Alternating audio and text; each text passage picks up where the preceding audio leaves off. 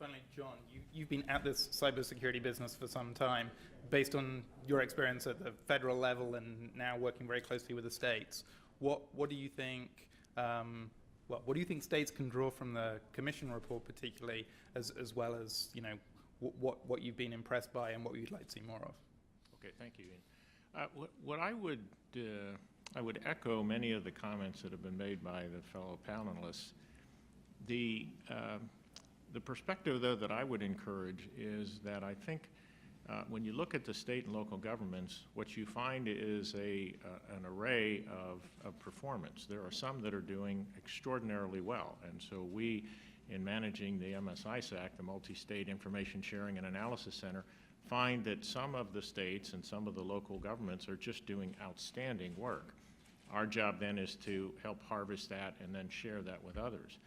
However, as was mentioned, there are many organizations that either because of the lack of just awareness, but in many cases the lack of resources, really have not been able to make significant progress. And so in those cases, they're sort of in what I would consider an equivalent to what we see across the nation in small businesses in particular and medium-sized businesses who are just either not large enough or don't have the resources to be able to apply the type of rigors and the type of technical solutions that you would ideally like. So I think that's what we see, sort of this sort of a spectrum of capabilities.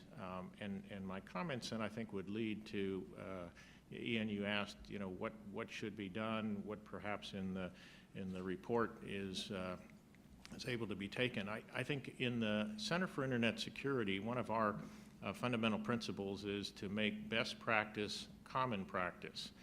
And so one of the things that we have been spending a lot of time really since inception is trying to identify what are the specific and measurable efforts that will make a significant difference in cybersecurity. And so as a result, we have developed a set of controls that these were developed out of partnership with the National Security Agency and a wide variety of organizations.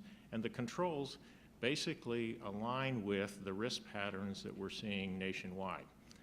And so we are very strongly encouraging organizations. California now has adopted the critical controls as sort of a baseline for security. We call it sort of good hygiene. As another example, just last week, Department of Defense indicated that over 90% of the intrusions into defense networks and industry networks supporting defense are as a result of lack of basic hygiene. So all of the things that we talk about in terms of policy and risk management, et cetera, are good, but ultimately they have to get down to what specifically you're going to do.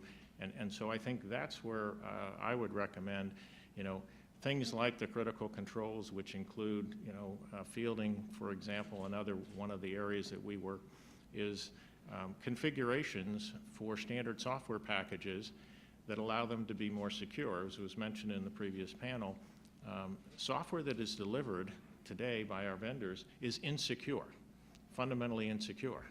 And we have had a federal acquisition regulation for a long time now that says you will use the NIST checklist, which includes a lot of the Center for Internet Security standards, but they're not. And so I think there's a lot of fundamental, basic, good hygiene, good practice things that, in addition to what's already being done, I think would help move things forward. What are the things that maybe don't get seen quite so clearly from DC that we could learn from and other states can learn from too? Yeah, again, I'd echo the comments that have been made thus far are all good ones. What I would add is, and I think this does tie back to the Commission's report, is the potential of providing a capability in the state and local governments for those organizations that either don't have the resources or the technical talent to be able to provide security, to have a cost-effective solution that they can get. Now, DHS has funded the Center for Internet Security to provide, we sort of call it basic cable. We provide a managed security service for a subset of all the states, and we found that enormously valuable, and that's been helpful. But that same concept doesn't have to be CIS. It could be others. It could be done within the states. And it's parallel to the Commission's report that's suggesting something similar at the federal government level. It's saying we ought to consolidate our network management. Obviously, the reason for that is so that you can overlay security on top of that. And so I think that concept is probably the only way I see that we're going to be able to really make rapid progress and to deal with the quote, have-nots that really are going to continue to struggle in this domain, is to provide something that's cost-effective. You benefit from the scale of large organizations. That's one of the things. DHS pays us a certain amount of money, so we have scale. We can do this. But other organizations could do something similar. Given the perspectives that you guys face, what's the one request, suggestion, desire you have for the incoming Trump administration as it applies to sort of cybersecurity at the state level? And we'll start with John and we'll work down towards David. I only get one? You can have as many as you like, but I don't want to keep you from dinner for lunch for too long. So to me, the one area that it's not addressed in the report, and it's absolutely critical, is the federal government is probably the only organization has significant clout to really deal with the fundamental insecurity that exists in the products that we buy, in our IT products. And so, you know, through both as a bully pulpit and then I think really setting expectations. So when I was a CIO, you know, I wanted to get warranties on software. And I went to my lawyers, and the lawyer said, this is why you can't do that. You know, that was a number of years ago. We need to move to that point where if you buy software, you buy an IT system, you buy an Internet of Things device, that you have an expectation of a certain level of security. And I think the federal government is the only place where that can start.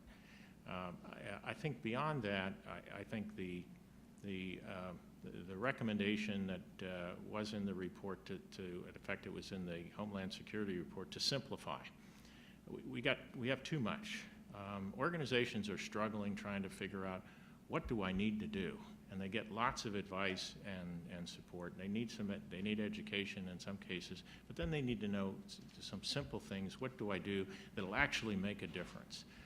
So I think, and again, I emphasize, we think that sort of fundamental things like cyber hygiene is really where you ought to start and grow from there.